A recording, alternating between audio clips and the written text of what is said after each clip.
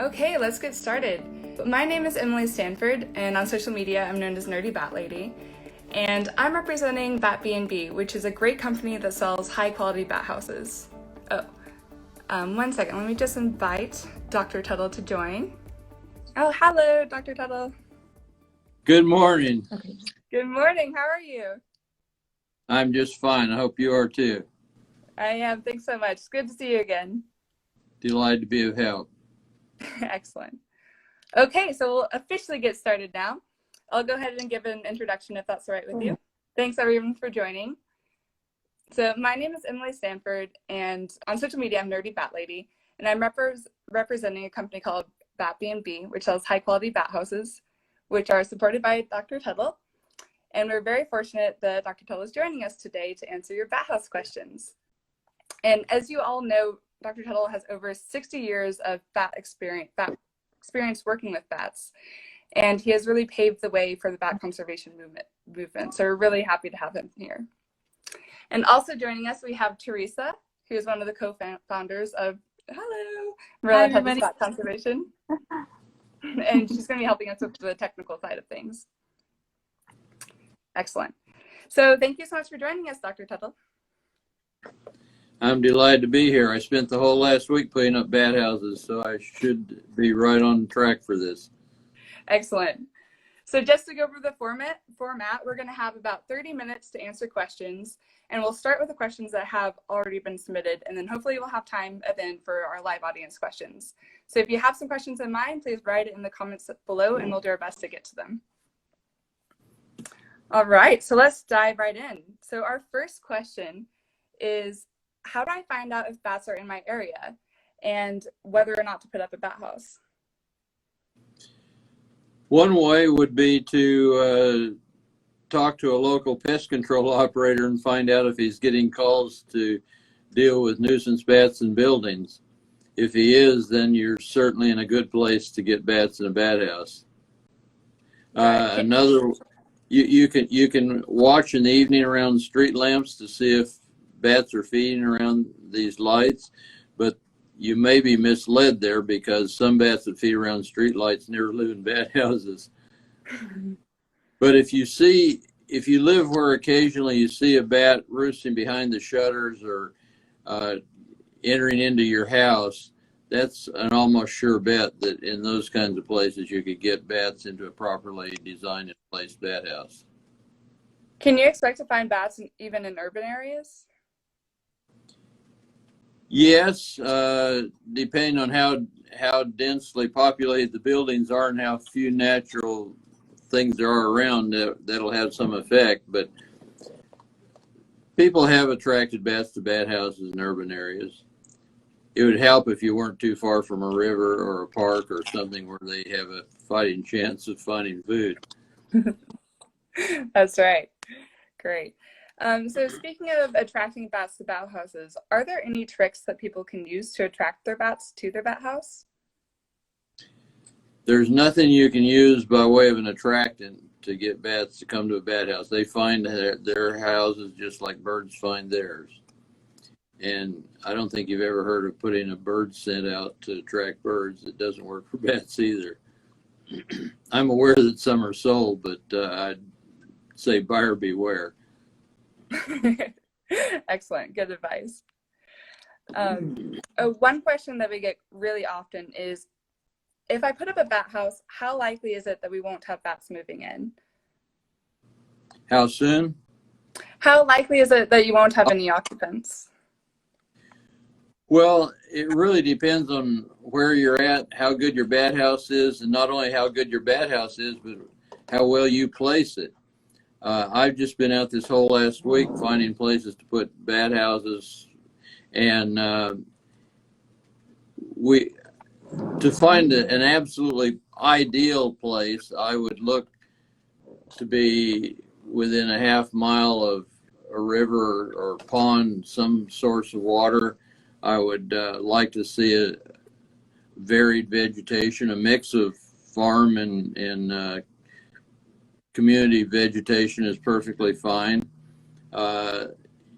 Your bats are especially attracted to locations that are within a quarter mile of a river or lake because in those kinds of situations, they always have a food supply, mosquitoes, mayflies, things coming off the aquatic environment. But you want to look for places, the single best place to mount a bat house is on a building. And ideally facing southeast. But of course, that's not always what you can do.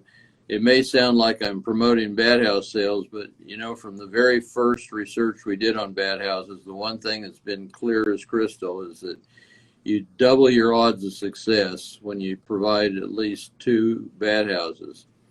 And what I would do is provide one of them in a quite a sunny location, the other one in a more shaded location, and the bats will, like on a really hot day, they'll move into the cooler shaded house, and on a cool day they'll move into the sunnier one. And they also do that as a means of avoiding parasites and predators. So it definitely helps to have 2 or more bat houses in slightly different settings. They can be 3 feet apart, or they can be 300 feet apart, but preferably I'd put them within 50 or 100 feet of each other. Excellent. And do you recommend putting up a single chamber or a dual chamber house? I used to always recommend putting up multiple chamber houses because those are the bat mansions, the ones that they ideally prefer. However, I've changed recently my attitude on that somewhat. If you don't know anything about your location and whether bats are going to be attracted to the places you're putting bat houses, it pays to just put up the simplest bat houses, quality ones. Now, you can get simple ones at major chain stores, and they'll be so simple the bats won't like them. But even a single chamber bat house will work perfectly fine if it's put in the right place. And what you're trying to do when you first experiment with bat houses is find what the right place is, a sunnier place or a more shaded location.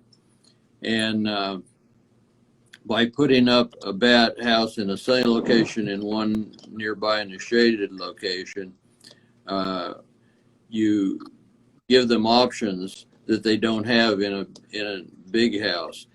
The big multi-chamber houses are great once you know what the bats want in your area. But when you're first experimenting, you know, they would rather live in a suitable single chamber house than a mansion that's getting too much heat or is too cold. That's a good point, just like humans would. So I'd start with more than one fairly simple house and experiment where you put those. And then when you've got some experience seeing what the bats want in your area, then bring on the mansions. Mm-hmm. And one thing I'd like to point out, once you get a colony of bats in one bat house, and you can get a nursery colony even in a single chambered house, once you attract bats into one house, my experience is that there's almost no limit to how many more bats you can attract with more houses under similar circumstances. At one location where I initially attracted a few hundred bats, they now have 500,000. I know of just backyard bat house users who have gradually built up their numbers to 10,000 or more. Wow. One concern that we get a lot from customers at Bat B&B is concerns about if they have too many bats moving in their bat house, will they then try to move into their actual house or their attic or something? Does having a bat house increase the risk of having bats move into your actual home? I know of no instance in which that has happened. Okay. If bats liked your home, they would probably already be there. That's true. And I have had calls even this current summer from people who have put up a bat house and had the bats move out of the attic into the bat house. Now, if you want that to happen, you've got to accommodate the number of bats you got in the attic. So it may take a couple bat houses to do that, and it doesn't always work. You know, some attics are really prized locations for bats, and if you got a prized location in your attic, they may not move out to a bat house, but they do not infrequently move out to a bat house if they like the bat house better than the attic. Excellent. That's good to hear. Now let's move to some questions about how to choose the best location for it. That's one that we get really frequently. To start out, is it best to have a bat house on a house, a shed, or a tree? Definitely not a tree. In our early bat house work, most people put them on trees, and we had low success, about 25%. When we started putting them on houses or poles and designed our houses better, we got 85 to 90% occupancy. Some of the biggest users of bat houses in America, people with hundreds of bat houses out, report roughly 90% occupancy. That kind of occupancy comes with experience and doing a little testing and knowing what the bats in your area want. You're not always going to get the same species of bat as somebody even a few miles away from you. And different species have different requirements, different locations. Like if you live west of the Cascades in Oregon, you can put a bat house on a pole and it'll work just fine. If you live east of the Cascades and you put a bat house on a pole, it will probably fail. The difference is that you have arid versus humid areas, and the humid area in the west doesn't fluctuate much temperature-wise from day to night. And on the east side, you have arid areas that can drop 25. In fact, I talked to somebody the other day near San Francisco, Sacramento area of California, where the temperature in the summertime changes 50 degrees between day and night. And in places like that, bat houses almost never work unless they're on buildings that act as thermal heat sinks that stabilize the fluctuation. Great. Another question, do other types of animals take refuge in bat B&Bs or other bat houses? Unfortunately, some do. That's one of the advantages of putting the bat house on a wall of a building or on a pole. On poles, you can do things to discourage other things from coming up. Now, one problem that we sometimes have is woodpeckers that come and drill holes in bat houses, and bats definitely do not like pounding woodpeckers. You can get wasps moving into a bat house. I've seen situations where bats shared a house regularly with wasps, and both the wasps may in fact sometimes help protect the bats, but I wouldn't encourage that. If you get a wasp nest in the house, I would either knock it down before it gets big and heavily populated, knock it down at night when the bats aren't in the house, or wait until they go away for winter, and that's the preferred probably mode, and then knock it out. Another related question. Oh, sorry. Go ahead. You can get birds occasionally trying to nest in bat houses, but not usually in houses with 3/4 inch roosting crevices. They're too small for birds. Right. I'll also point out with the design of bat B&B's houses, they have no horizontal landing, so it makes it harder for other kind of animals to nest in there. Yeah. And another question is, do bats hibernate in bat houses? They don't really hibernate in bat houses. There are places in the South where especially if the bat house is fairly stabilized on a building or something, it may be the right temperature so that they can go into torpor for periods of up to 10 days, not into true hibernation, but like free-tailed bats in the South. In Florida, some of the finest emergences of free-tailed bats from houses have been filmed in the wintertime in December through February. So you can have overwintering bats. That will not happen very often in the north. if you have bats in a bat house north of the mid-U.S., then it's almost certainly big brown bats. They can survive sub-freezing body temperatures and temperatures of over 100 degrees in a bat house. Wow, that's amazing. They appear to actually produce the equivalent of an antifreeze in the fall. They can't survive low temperatures in the middle of the summer, but in the fall they seem to revise their physiology in a manner that makes them capable of surviving sub-freezing temperature. Wow, that's incredible. I did not know that. Another amazing bat fact. Cool. Another question we get quite frequently is concerns about bat poop or guano. How dangerous is guano actually, and should people be worried about it? If you're not worried about bird poop, you shouldn't worry about bats. Now there is a fungus called Histoplasma encapsulatum is the name of the fungus, and it causes a disease called histoplasmosis. It affects the lungs, and you can get horror stories about somebody being hospitalized with it.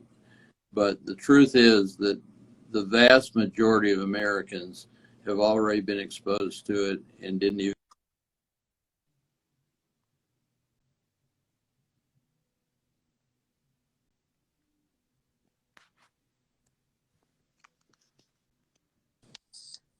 Sorry about that. I got cut off there, Yeah, unfortunately. Go ahead. I'll start that over again. Histoplasmosis is a lung ailment that can be obtained from any dust coming from animal droppings. There are worse things that can come from cats, but histoplasmosis, most people that get it have gotten it from bird droppings. You'll hear an occasional somebody wants to scare you about bats, and they'll give you a horror story about how you could die of histoplasmosis. You can also die of eating a peanut if you're allergic to peanuts. There are a lot of things you can die of, but histoplasmosis, east of the Mississippi, it's quite common, especially in the South. In Washington, D.C., a test showed that 90% of the city parks were infected in the soil with histoplasmosis. It's very, very common, and most people have already faced it from another source and didn't even know that they had it. It's good to put the risks in perspective. Just don't breathe a large quantity of dust coming from bird or bat droppings. What if you collect it? Is collecting guano from the bat house a thing to do? If you get a lot of bats in a bat house, you may want to collect the guano and put it on your garden or lawn. But just don't inhale large amounts of dust. I can go out and scoop up bat guano and no problem. I just watch which way the breeze is blowing and let the dust go downwind from me, or do it carefully on a calm day. Maybe mist it before you pick it up, but it's not hard to remove bat guano from under a bat house and put it where you want it without exposing yourself to a lot of dust. Mm-hmm. It's not really a concern. Is it? I personally have worked in probably more than 1,000 bat caves, most of which were infected with Histoplasma encapsulatum, the fungus, and I have still never gotten histoplasmosis, mostly because when I go into a bat cave, I'm just careful not to stir up a bunch of dust unnecessarily and inhale it. And some people are more sensitive than others to anything, but histoplasmosis is not a serious concern for an average person. That's good to know. Is it safe to put guano on edible garden beds? Excuse me? Is it safe to put guano on top of edible garden beds, like if you're growing tomatoes or other kinds of vegetables? Well, I wouldn't put it, you don't normally put it on the plant. You till it into the soil around the plant. Yes. However, let me say this. They may not like hearing this, but Jack Daniels, remember they have a famous distillery that comes from a spring, and they brag about their wonderful spring water that influences the taste of their whiskey. That's all flowing through a big guano pile just inside the cave. That's how it gets its unique flavor. Interesting. And another story of mine, I got stopped for speeding one time in Alabama, and the police ended up so fascinated by what I did with bats that they showed me a special spring where they saw bats coming out at night in a little airspace over the water. And I later investigated it and found that there was a dump truck sized pile of bat guano just 50 feet inside, that all the water that people drank coming from the spring was flowing through it. And people would come from miles around to get that water because everybody swore it tastes better than any other water in Alabama. And nobody was getting sick. So I don't recommend mixing bat guano and water to have a drink, but you know, the odds of getting sick from bat guano, if you're just, you know, not stirring up a lot of dust and breathing it, not put it in your food, it's fine. But mixing bat guano and soil is great. Yeah, I had an organic garden a few years ago where I was having trouble growing things. The soil wasn't rich enough. I put down a 1/4 inch of bat guano over the top and tilled it in, and vegetables that were just practically dying on me. I had sweet potatoes with 30-foot runners on them after I put the bat guano. It really is. Watch out you don't use too much too quickly, or you might burn your plant. It's a very effective fertilizer. Excellent. Good to know. Another question we have is, how much peace and quiet do bats need? Well, I'm sure they like peace and quiet just like we do, but there's a place here in Austin where 4 million bats roost in crevices under a bridge, and the train goes right under them, and as it goes under them, it's blowing its whistle. And I have been under there filming the bats when I had to drop everything and put my hands over my ears for fear I was going to never hear again. I mean, the loud noise is incredible. It's not long, but it's blasts that go on for several seconds. And the bats under the Congress Avenue Bridge are surviving ambulance sirens and all kinds of things going on. I think light shine on directly on the house would be more of a problem than most sound is. Great. Good to know. All right. That concludes our pre-submitted questions. One person in our live group chat asked, how do you respond to uninformed neighbors who ask about getting COVID from your bat house? Well, go to my website. I have a resource on COVID, and I keep up fairly regularly on the subject. There's no proof that anybody ever anywhere has gotten COVID from a bat. There's only a great deal of speculation, and the speculation names bats, but horseshoe bats, not bats in the United States, horseshoe bats that may have evolutionarily in the distant past given it to some other animal in which it evolved and then came to humans. An alternative hypothesis is that it came from another animal to humans and wasn't even deadly until it had years of evolution changing in humans before it became seriously dangerous. Much of what you hear about disease from bats is gross exaggeration. Links in the bio. Yeah, the only one that people are concerned about in the United States is rabies. And rabies, you'll hear that most people that contract rabies in the United States get it from a bat. That's true, but it's only 1 or 2 people a year out of 300 million, and those are people who picked up a bat and handled it, got bit, and still didn't do anything about it. Your odds of getting rabies from a bat are just about zero if you just leave them alone. Don't try to handle them carelessly. Excellent. That's so good to know. Another question is, what type of wood is good to use for a bat house? That is a $64 question. For bat houses that cover a fairly wide span, we usually recommend ATX, or at least outdoor quality plywood, at least a 1/2 inch in thickness, or about 3/8 an inch for inside panels. But cedar and a whole bunch of, if the house is constructed right and is sealed or painted, you can use a lot of kinds of wood.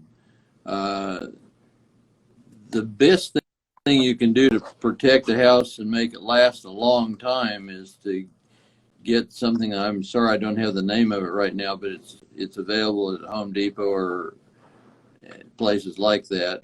It's an aluminum foil that comes in a roll, and you can straighten it out and put it around the top of a bat house.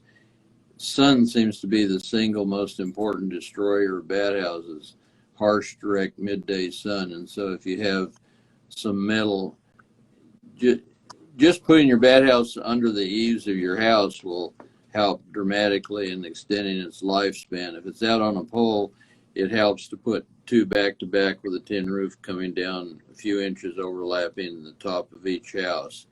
That can probably double the lifespan. Excellent. And I'll go ahead and add that bat B&B houses are made of Western red cedar, which is naturally bug and weather resistant. So that's a good one to use. Cedar is certainly one of the preferred woods for bat houses. Excellent. Okay, we have another question. I'm a grad student just doing readings, and I've read your workbook, and I want to know how cognition in bats is affected by light pollution, so specifically in insectivorous bats. So how do lights affect? I'm sorry, I didn't. How does light pollution affect bats, especially insectivorous bats? Thanks. Light pollution is definitely hard on bats. I was actually asked to survey bats in an area one time where I totally unexpectedly, every now and then a cloud would come over and the bat activity would stop. I was listening with a bat detector, and I couldn't figure it out until I figured out that there were these big searchlights used to promote a product or an event that were shining up and hitting the clouds and bouncing back down and illuminating the area. And when the area started to be illuminated, the bats would cease their activity.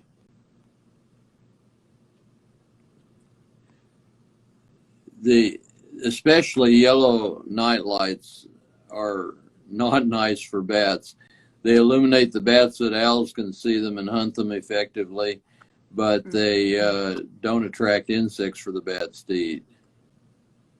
Right. Good to keep in mind when you're picking a placement for your bat house. Yeah. Another question from Austin Batworks. People often think putting up a bat house will eliminate mosquitoes in the yard. Please discuss. There's nothing you can do to eliminate mosquitoes in your yard, but there are things you can do to greatly reduce mosquitoes in your yard. And attracting bats is one of them. There was a study done just last year in Wisconsin that showed that big brown and little brown bats, the 2 species most widely used in bat houses in the northern half of the United States. The study was actually done on these bats using bat houses, and they found that a large proportion of their diet was mosquitoes. They're eating something like 15 species of mosquitoes, including 5 that are carriers of West Nile virus. Excellent. So bat houses are a great form of natural pest control. And So it's we're not almost. it's not Sure. just mosquitoes. Many of the worst yard and garden pests that cause us to spray pesticides are listening for bat echolocation. And when they hear a bat coming, they flee the area. So if a bat's within less, even maybe up to close to 100 feet of some kinds of moths, they will hear it and steer clear of the area. So by having a bat house, you're not only eating pests, but you're scaring the dickens out of a lot of them. That's really funny to know. Great. So we're almost out of time. One question I'll ask for you, Merlin, from Bat B&B is, can you explain a bit about what sets Bat B&Bs apart from other types of bat houses? Well, your houses are taller than most, and that's very good for setting up the thermal gradients that bats like most. You have vents in the sides. And another feature that was totally unintended, I think, your houses that have the curving entrances that are so nice and artsy, those greatly increase the number of bats that the bat house will hold, because you get a certain number of bats per horizontal foot of exposed entry. And by curving those, you have twice as much exposed entry.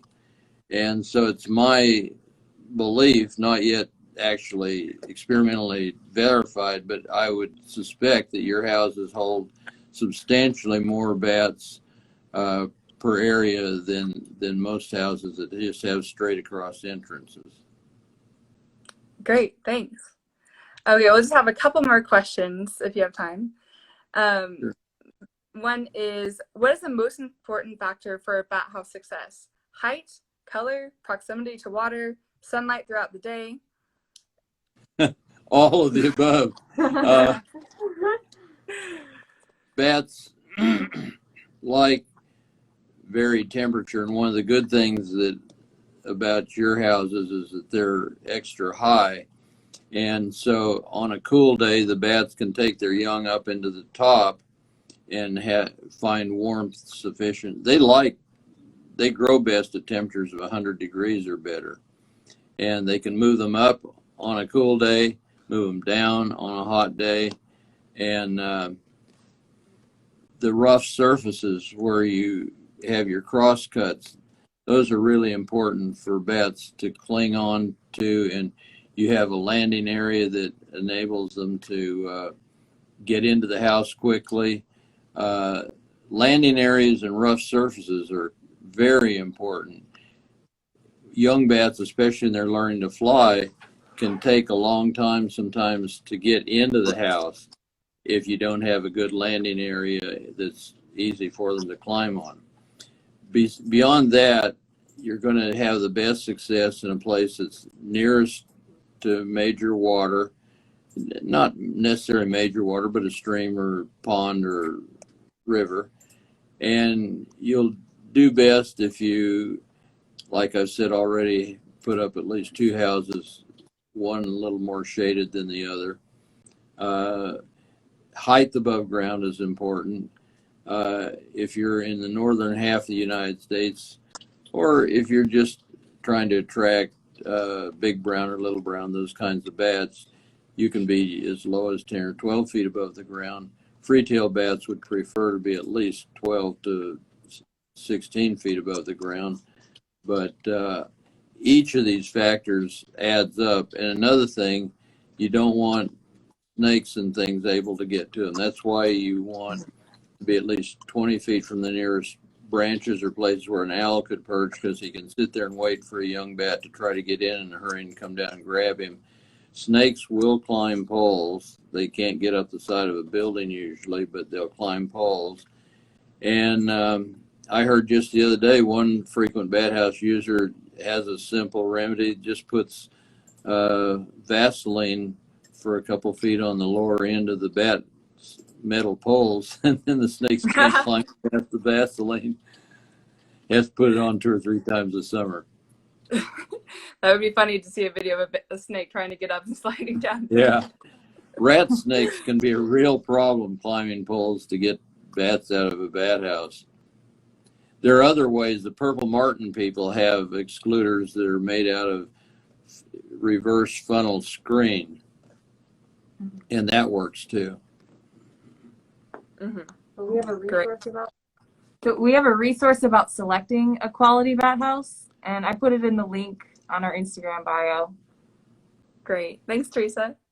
Yeah. I have one last question, and how often do people have to sometimes wait in order for their bat house to become occupied? Is it common for a long time? I have a friend who put up 4 or 5 bat houses, and they had to wait 5 years, and then all of a sudden they were jam-packed, probably because somebody tore down a barn nearby that they were using before. But just last week I went out and photographed a house.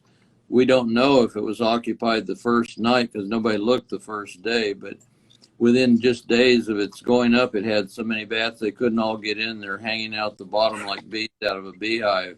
And I went out specifically and photographed it. It had more than 80 bats in just a fairly small bat house.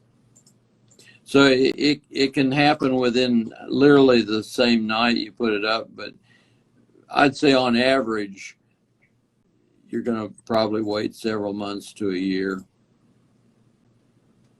Depends in part on, if you put it up in late summer, then you may not get anything before the next spring, or if you put it up in late winter, it may be a shorter span till the time the bats move in. But I wouldn't get discouraged and give up on the house's location unless it wasn't occupied for at least 18 months or more. I know some very successful bat houses that weren't occupied for the first 18 months. Excellent. All right. Thank you so much. And to conclude, Merlin, do you want to share one of your favorite bat facts? One of my favorite bat facts? I love to train bats. I don't recommend the average person trying to do it, but one of my favorite bat facts was the little bumblebee bat in Borneo not a bumblebee bat, but a woolly bat in Borneo that weighed less than a U.S. nickel. And after I hand fed it one time in the evening, the next morning when I came back to work, it came out and tried to teach me to feed it on command by coming up and bumping me in flight in the nose to get my attention. And then when I'd hold my hand out with a mealworm, it would come and get the mealworm.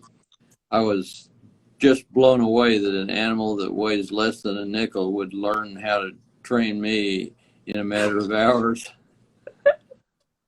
That's a really funny story. Great. Well, thank you so much. On our website, right? There's a video of that on my website of the bat bumping me in the nose and then going to get the mealworm out of my hand. You'll have to send us the link to that and we'll share it around. Great. Well, thank you so much, everyone. I'm sorry if we didn't have time to get to your question. I'll definitely save them and try to get back to you on that.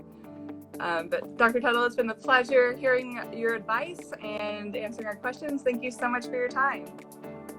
Thank you for having me. I've enjoyed it.